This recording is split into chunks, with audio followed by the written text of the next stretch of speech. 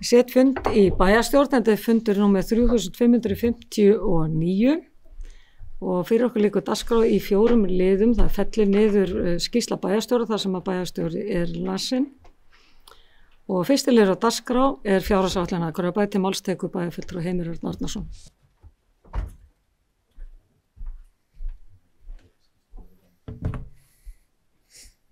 Forseti, bæjarfulltrúar, þetta liður 1 í fundargerð bæjarráðs dagsett 20. febrúar 2005. Það lagðu að fram viðauki 1, en viðaukinu vegna kjarasamninga sem gerðu við undanfarna mánuði, meðal annars við aðildarfélög BHM og KÍ sem eru samtals 555 milljónir, en 489 milljónir millifærðar úr launapottum sem settu voru í áætlun til að mæta ógerðum kjarasamningum. En útgjaldaaukning vegna kjarasamninga þá samtals 66 milljón krónur. En samhliða viðaukanum gerð leiðrétting á launaáætlun málaflokks fatlaðra eða samtals 25 milljónir. Útgjaldaaukning vegna viðaukans því 91 milljón króna voru mætt með lækkun á handbæru fé.